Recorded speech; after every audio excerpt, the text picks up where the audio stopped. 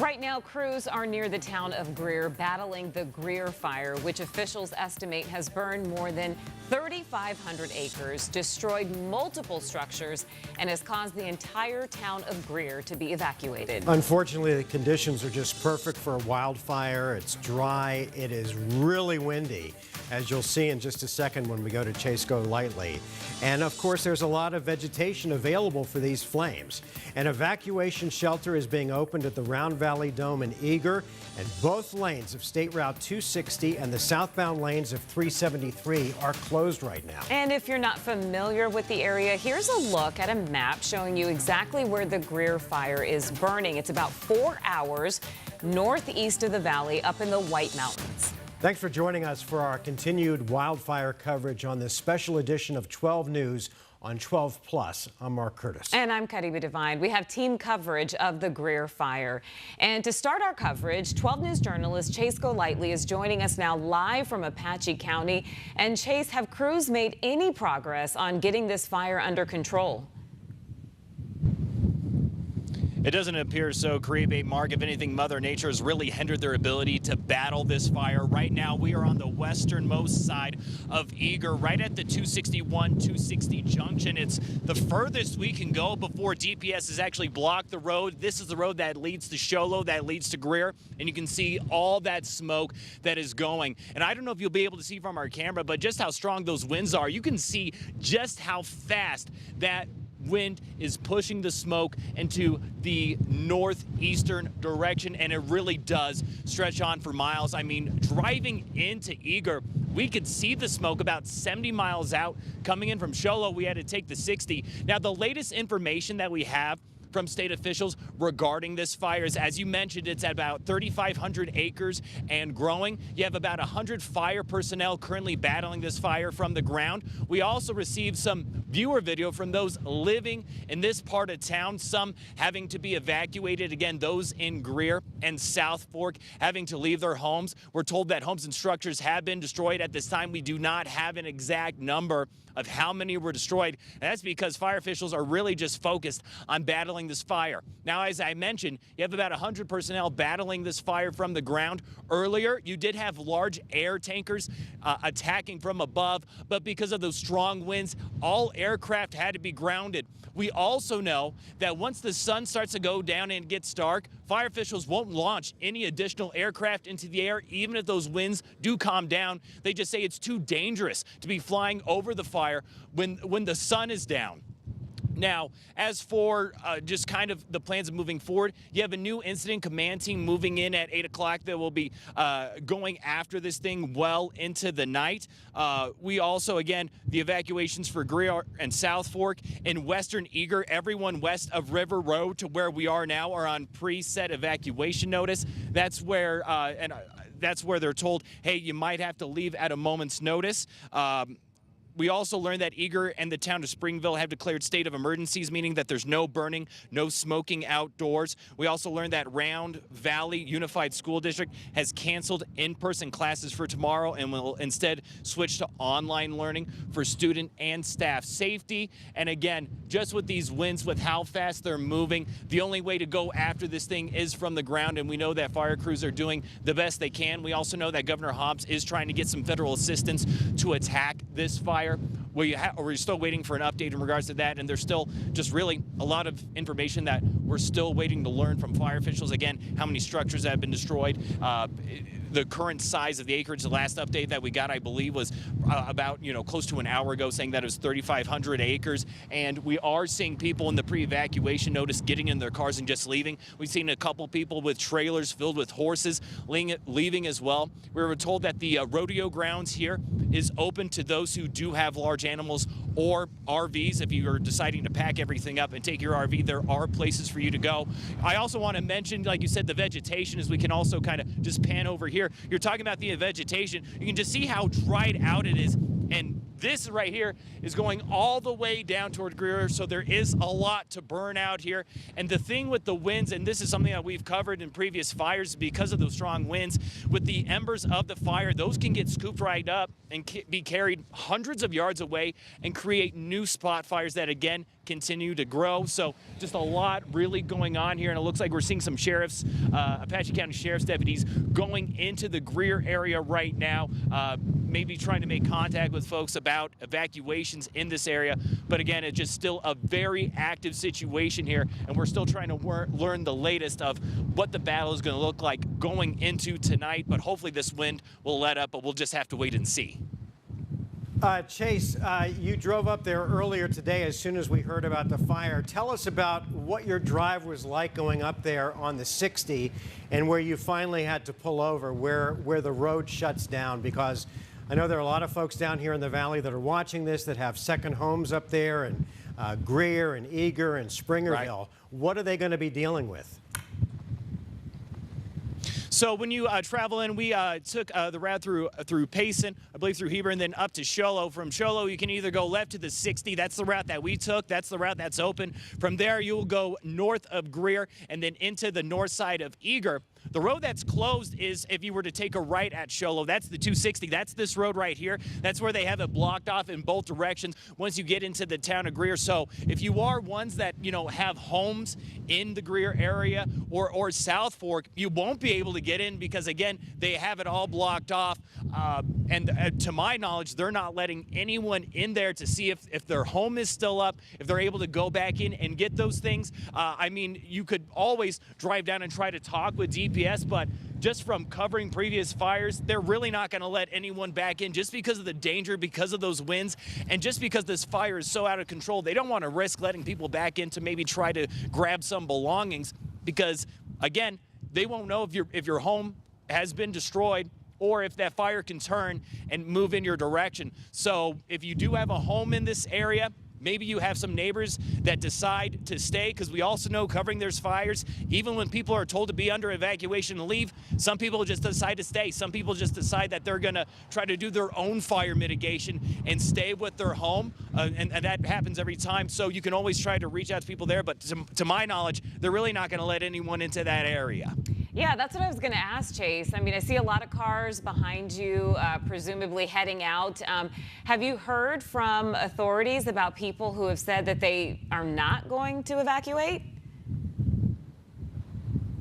We haven't heard at that point. I know from the law enforcement perspective, they're just going on the doors, they're knocking, and they're telling you, hey, you have to get out. They've also told people on preset evacuation notice, like from this area right here, this intersection right here, all the way to the western part of Eager, where you have a bunch of homes, you have businesses, you have grocery stores, gas stations. They already went door to door telling them, hey, you're not evacuated, but you got to get that go bag ready. You got to get everything packed up. If you have family photos or special belongings you want to take with, be sure to have that packed up, because the next time we come to your door and knock on it, that will probably be us telling you that you need to evacuate. But as far as authorities telling us if anyone has decided to stay there, we have not received that information yet. But we all know that, law enforcement, if you're in that evacuation zone, law enforcement is going to tell you to not stay, that the safest thing to do is to just grab what you can within an arm's reach and get out of there. Yeah, Chase Golightly reporting live for us from the fire lines up in the high country where this wildfire has broken out. And,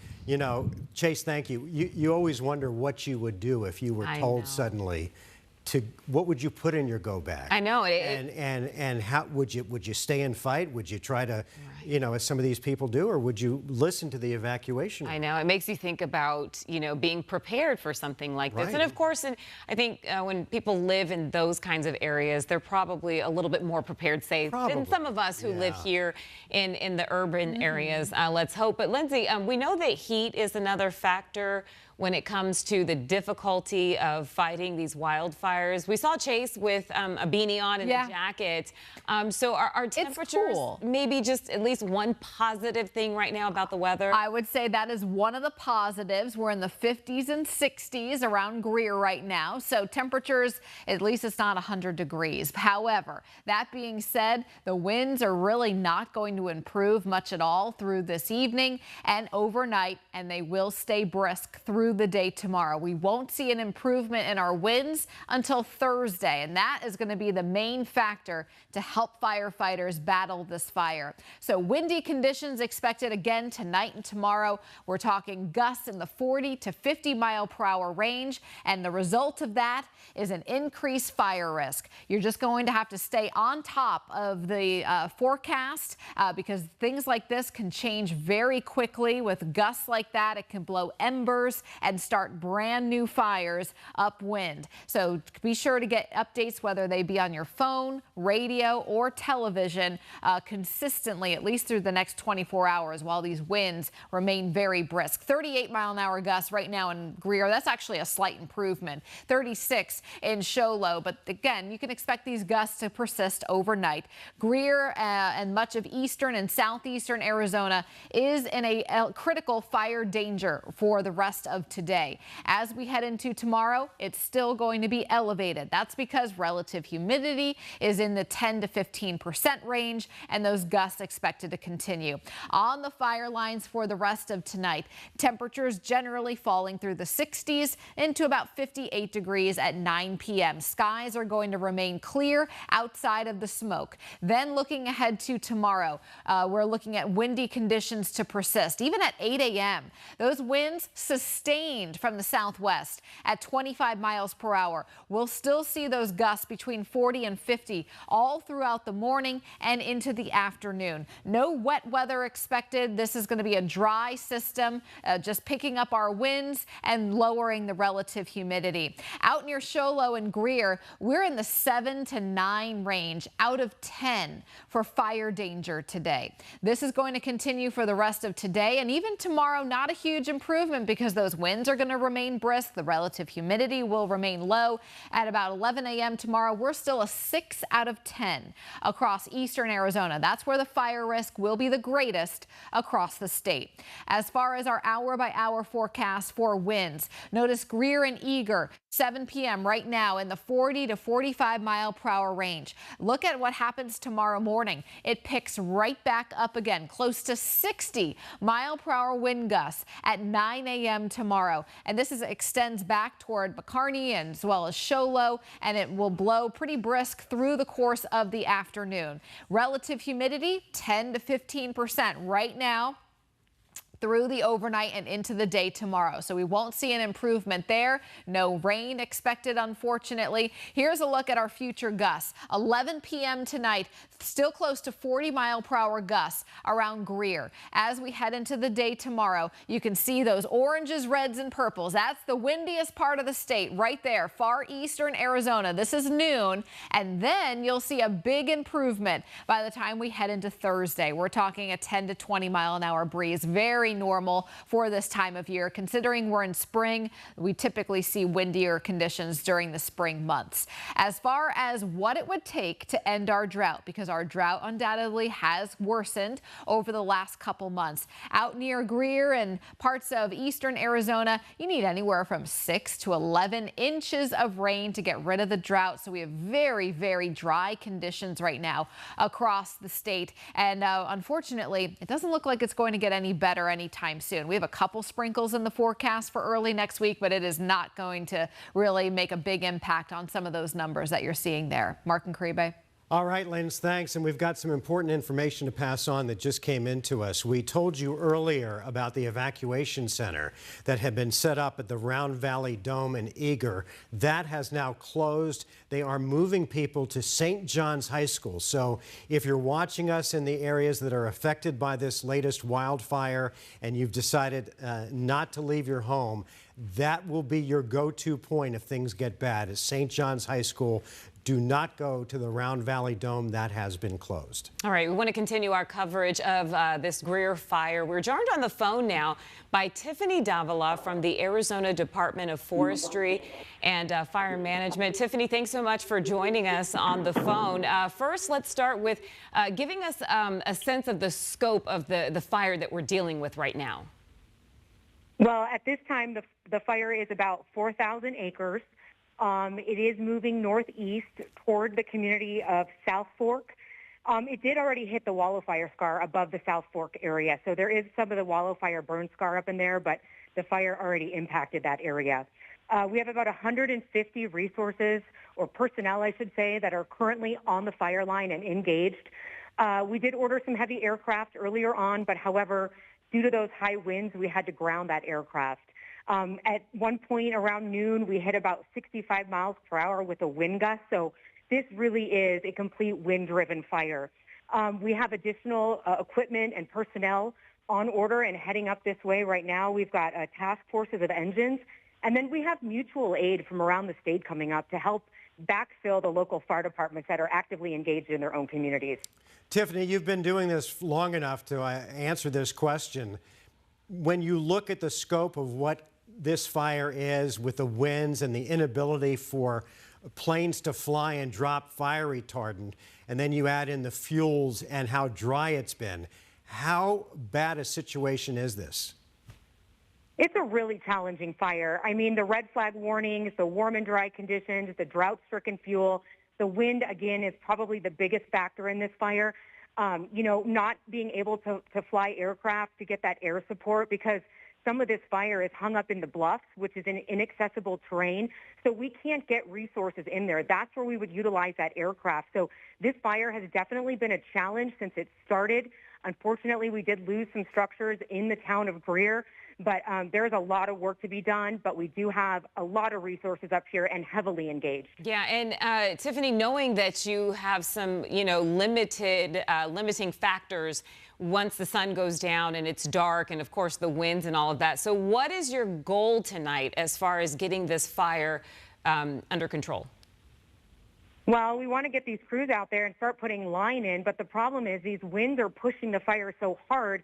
We need to make sure we've got our number one priority is public and firefighter safety. So we don't want to actively engage going direct or indirect along the fire's edge if we're going to put somebody in harm's way. But we are actively engaged at the moment. They're trying to get line in, and we're going to keep working throughout the night to start trying to get some progress on this fire. Tiffany, as we speak right now at 7:16, there are probably some folks up in that area that are watching us that decided not to evacuate. And by the way, St. John's High School is where you want to go if you want to evacuate. What message would you send to those who've decided not to evacuate?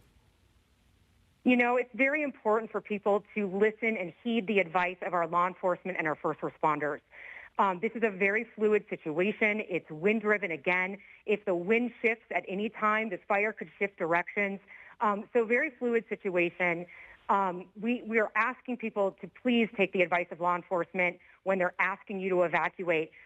If there's an emergency situation, we now have to put our firefighters back into those communities to get people out that decided to stay behind.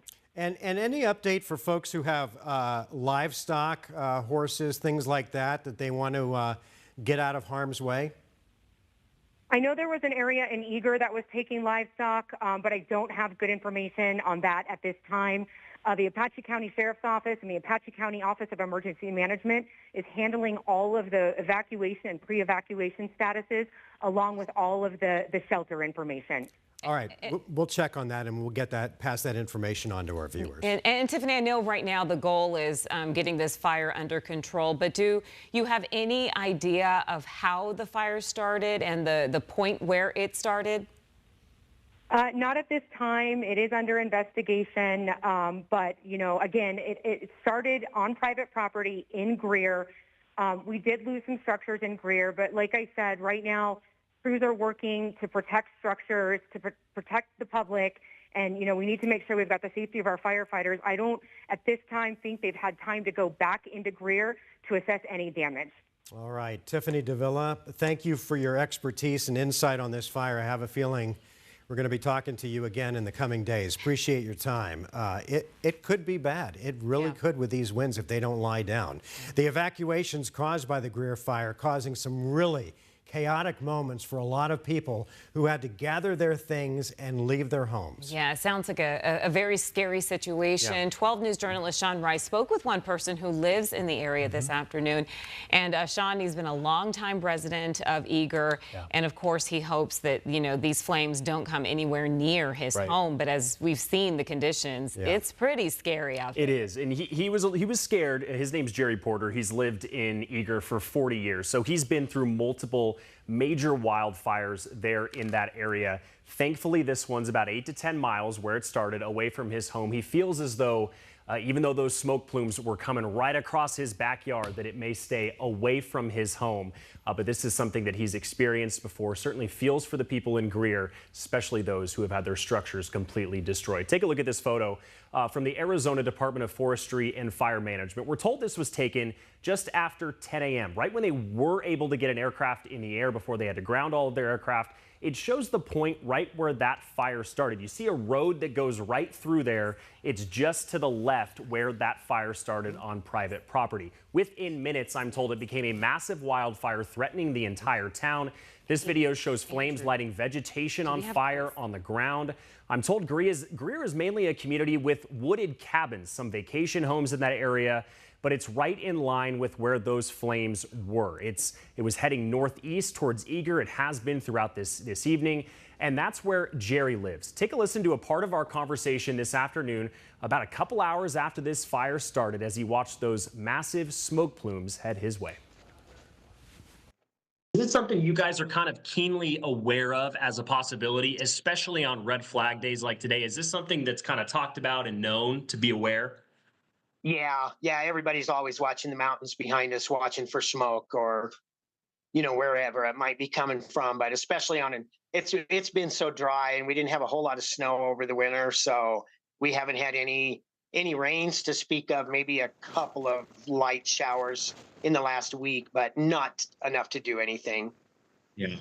And you said the evacuees are coming your way. So that may be a good sign for Eager, would you say? Yeah. Yes, that is. Okay. And I understand they just closed the Highway 260 coming from Pine Top to Eager in both directions. Yeah. Describe Greer for me. For folks who are unfamiliar with Greer, is it a small town? You would say quaint. How would you describe Greer? I'd say perfectly what you just said, a small, quaint town, a lot of vacation homes, summer homes. There is one road in and one way out. So you're kind of trapped when you get in there. And this fire started more on the north end of Greer, which is the way out. So very easily, some people could get trapped in there. But yeah, it's a quaint little town. Lots of big log homes and lots of expensive homes. Molly Butler Lodge is certainly a landmark in Arizona. It is there. The fire started just a couple of miles from there. So yeah, it's a beautiful little town. Yeah, you just feel for the people that live there in that area, especially a major wildfire like this. Now, all evacuees, as you mentioned, St. John's High School was previously Round Valley Dome. That's since been closed. Important information. If you do need to evacuate, you live in Eager, and you eventually get those go alerts, because right now they're on set status. I'm told southwest part of Eager is all on set status, but be ready because that's the way it's going. You know, I'm glad you said that because it's something we talk about all the time, assuming everyone knows the ready, set, go status. Right. But could you just fill our viewers in on what that is? Yeah. I mean, it's all about where the fire is in relation to where you're living. Obviously, go means evacuate. It means leave immediately, gather your pets if you have them, but gather really what's in arm's distance immediately that you can grab. Ready and set very similarly are, you know, the fire is potentially threatening your area, but law enforcement is not going door to door to say leave immediately. That is just a be aware. Keep a watch of social media channels related to law enforcement and first responders. And if you see that status turn from ready to set, to go, you have to immediately leave. So it's kind of a progress there. Yeah, I mean, it's one thing to know that this could happen, but when it actually starts happening, different story, and, you know, very unsettling, and we just hope the best for them. Yeah. And I hope this is not a snapshot and a preview of what we're in for this summer. Yeah, what could come. But, you know, Arizona does burn every summer. It does. So. All right, Sean, thanks.